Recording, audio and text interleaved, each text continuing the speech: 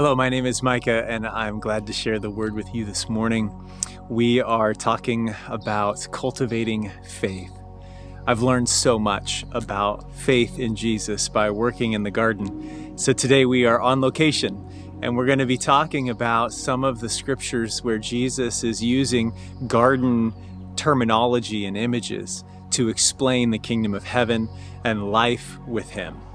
So grab a Bible. We're going to be looking first in Matthew chapter 13, beginning in verse 3.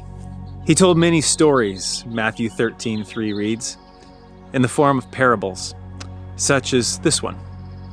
Listen, a farmer went out to plant some seeds. As he scattered them across his field, some seeds fell on a path, and the birds came and ate them. Other seeds fell on shallow soil with underlying rock. The seeds sprouted quickly because the soil was shallow, but the plants soon wilted under the hot sun.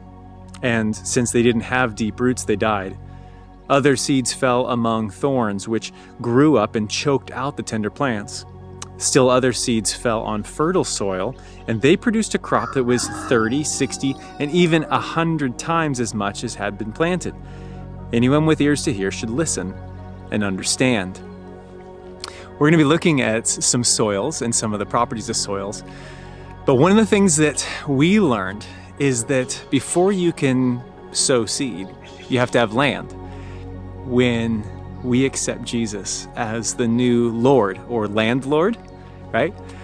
The Lord of our life, he gets to decide the direction, the purpose, the use of that soil. So as we continue our conversation today, I would like for us to consider that your life is the land that the Lord has taken ownership of. We ask Jesus to come in and be Lord of our lives, we pray.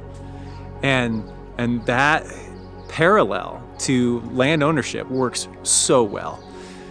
So as the new Lord of this land, I had the intention of a garden, and a garden that was going to produce flowers and fruit.